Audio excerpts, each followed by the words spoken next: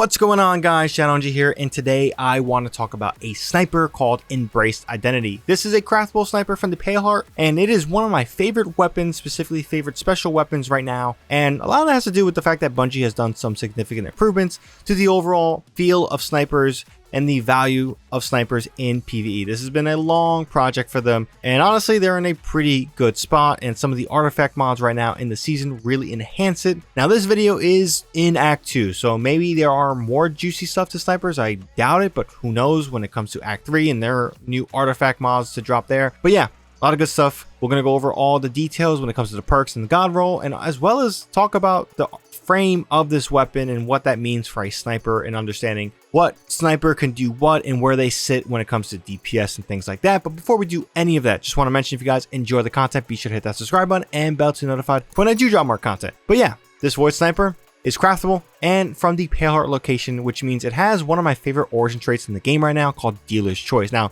this origin trait, when you get a kill, grants a small amount of super energy, and if you pair this with other weapons from the Pale Heart location, this includes exotics like Kvostov, Ace of Spades even, apparently, Microcosm. Any exotic from the Pale Heart will help you in juicing up that benefit. Again, it's small, nothing too crazy, and this also, important to mention, Salvation's Edge weapons are technically from the Pale Heart, and they count towards elevating the effects and increasing the benefits. Nothing too crazy, just important to mention when it comes to the origin trait. It's really good and something that honestly a lot of players, I think myself included, really love it. But yeah, now I think this is a good time to transition into comparing it to other snipers, because it's going to kind of lay the foundation of what this sniper is going to be valuable in and where you can use it and what are the perks we're going for. So here on screen are 4 snipers: Embrace Identity, the Supremacy from the Last Wish raid, Twilight's Oath, a Dreaming City weapon, this is a location weapon, and Secession. So what is important about the frame of the weapon? And the first thing you may notice is the difference of impact. Embrace Identity is sitting in the middle of the pack at 70, Rapid Fire Frame Supremacy and Twilight Oath is 55 impact,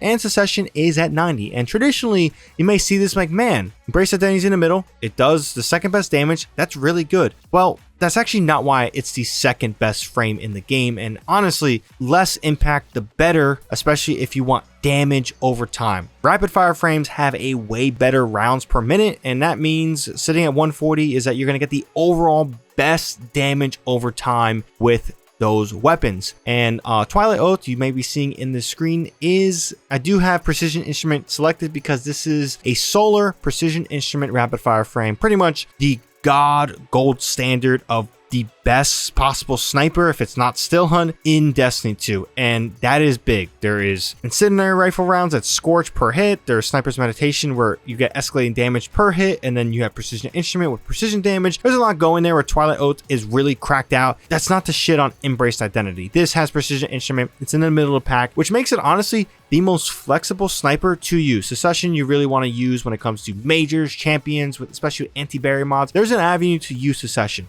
but you may not be getting the best overall damage with it against a boss because of the rate of fire, where Twilight Oath, really great DPS over time, might not be the best one shot on a champion, for example, because the impact, but when it comes to sustained damage, rapid fire frames are really good. And that's just kind of the basic gist of frames with the sniper and where they stand. So obviously, Embrace Identity is in the middle. It can do a wider range of things, and honestly, reason why I love it. I take this into Grandmasters, take this into Masters, take this into all forms of content, and I use it. It's really good. The only knock I would have is that it's void, so it doesn't benefit from incendiary sniper rounds from the artifact. But in general, Sniper's Meditation stacks with Precision Instrument, making this an incredibly valuable weapon in all sorts, especially if you want more range in your loadout. This is certainly going to give you more range and really effective range. Now, I think it's time to talk about all the perks with this weapon, and here on screen is all the perks. So we'll be reading this from right to left. The barrels will not be included in this list because generally it's just kind of, in this case with a sniper rifle, stat based and kind of your personal preference. But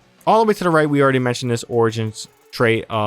Dealer's Choice, really good. One of my favorites in the game. Now, in column 4, we have 4 times the charm, redirection, precision instrument, high ground, moving target, box breathing, and elemental capacitor. Over in column 3, we have permeability, the stabilizing rounds, rewind rounds, opening shot, reconstruction, attrition orbs, and demolitionist. And for magazines in column 2, we have accurized rounds, appended mag, tactical mag, extended mag, steady rounds, alloy magazine, and flared magwell. And of course, when it comes to barrels, like I said before, personal preference. In this case, arrowhead break is going to be my personal preference for this archetype. Now, the god roll here on screen is going to be arrowhead break, tactical mag, rewind rounds, and precision instrument. Now, precision instrument is a really powerful DPS perk, especially with something like a sniper where you want to get critical hits. It's going to really stack well, especially if you need 1 or 2 shots, or 2 shots specifically to deal with champions and things like that. It grants stacking precision damage increase, and here on screen is that increase. There's a max of six stats, and max stats will get you at a 25% damage boost to your precision damage, which is really juicy, especially if it pairs with a seasonal mod like Sniper's Meditation. So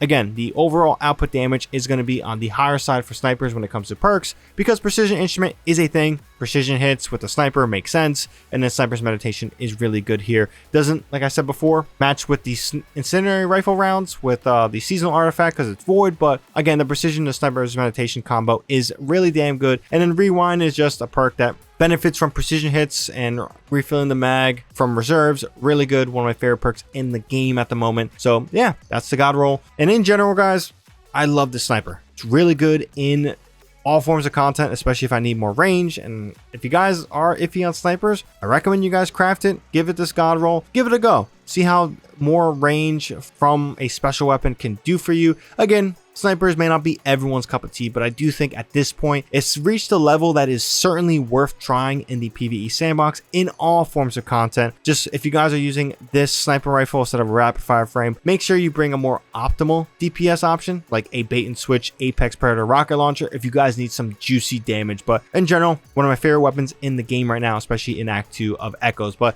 that's pretty much all I gotta say on this one. If you guys enjoy the content, be sure to drop this video a like, helps out the video a ton. And for more content from me, like I said before, please consider hitting that subscribe button and bell to be notified for when I do drop more content. But besides that, it's pretty much all I gotta say on this one. Hope you guys have a good one. ShadowNinja here, and I'm out.